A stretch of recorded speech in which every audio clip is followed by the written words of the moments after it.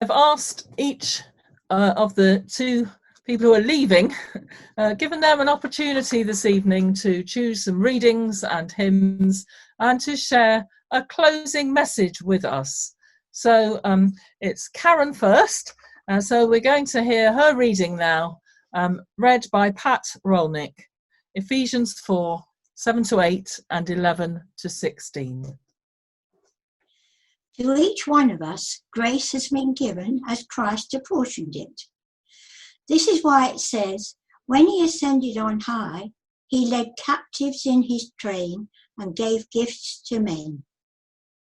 It was he who gave some to be apostles, some to be prophets, some to be evangelists, and some to be pastors and teachers, to prepare God's people for the works of service, so that the body of Christ may be built up until we all reach unity in the faith and in the knowledge of the Son of God, and become mature, attaining to the whole measure of the fullness of Christ. Then we will no longer be infants, tossed back and forth by the waves, blown here and there by every wind of teaching, and by the cunning and craftiness of men in their deceitful scheming. Instead, speaking the truth in love, we will in all things grow up into him who is the head, that is Christ. From him the whole body, joined and held together by every supporting ligament, grows and builds itself up in love, as each part does its work. Amen. Some time ago, I got an order of service which said I was to share a message. And I thought, share a message. A message, what about? What kind of message?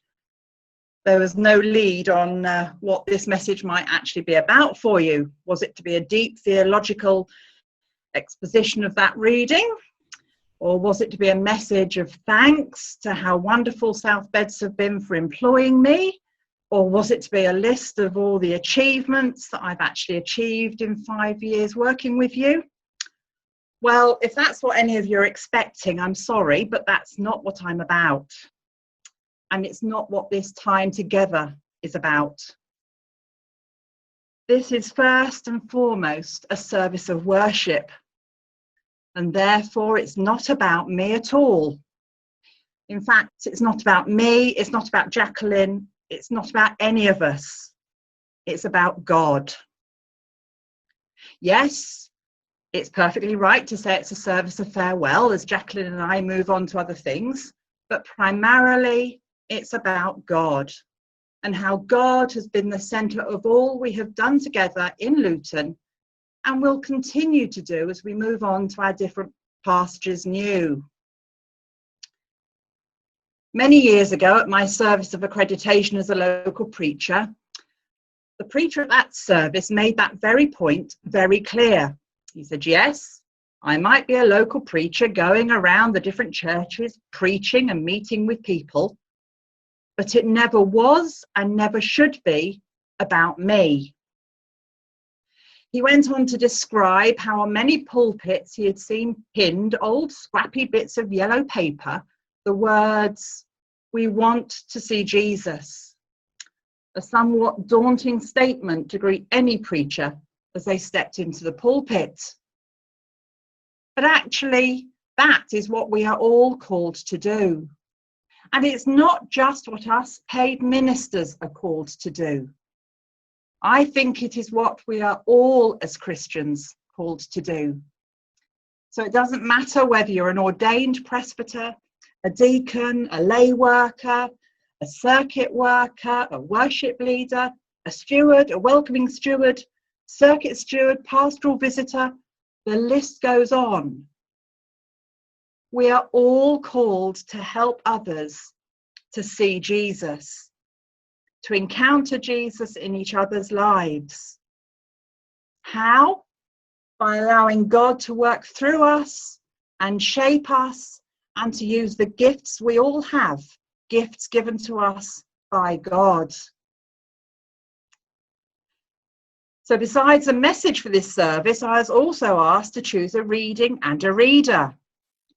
I chose that particular reading from Ephesians because it emphasises how we are all called in different ways to journey with others as we build God's kingdom where we are.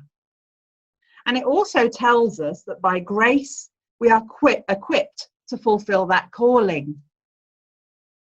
The reading tells us that it takes all sorts, people with varying gifts, to build God's church, not just the ordained or the paid. Everyone is recognised and valued by God to do his work if they will accept that call. We heard the gifts he gave were that some would be apostles, some prophets, some evangelists, some pastors and teachers, to equip the saints for the work of ministry, for building up the body of Christ. When I was welcomed to South Beds as a circuit lay worker almost 5 years ago, Pat Rollnick, who kindly read our reading from Ephesians, was one of the very first people who spoke to me. She doesn't know I'm about to say this. And the words she spoke have stayed with me because she said, "So what is it that you can do as a lay worker that the rest of us can't do?" I had to respond, obviously, having met Pat, and I think my response was, not a lot. It's just that there is an expectation that I'll do it because I'm going to be paid to do it, rather than everybody else around who can choose whether to do it or not. Now, I don't know if that was the right answer, but 5 years later, I am still here, although saying farewell. Because I am no different to Pat. I've never been anything different to Pat, or indeed any of the other amazing people I've encountered as I've worked amongst you. I've met people sharing their faith with others. I've had the privilege of walking life journeys with people here in Luton. I've had the opportunity to share in amazing celebratory events. I've had opportunities to share in very sad and difficult times. I've had the opportunity to share so much. But working in Luton, I've been empowered by people like Pat, and I have tried to empower others as I've shared in the lives of so many and joined in on their journey of faith. I hope I have enabled others to realise that they have great gifts given to them by God. Because so often we feel inadequate. I have frequently thought I'm just not good enough. So often we feel we can't possibly do something. I frequently thought I can't possibly do that. Or we think we can't possibly be as good as or like someone. I frequently thought I can't possibly be as good as. But if we trust in God, if we give ourselves to God, if we allow God to use us, then amazing things can and do happen. As the preacher I spoke of earlier once preached, God takes the very ordinary and makes it extraordinary. I'm a very ordinary person, but having allowed God to use me and the gifts I didn't even know I had, extraordinary things have happened.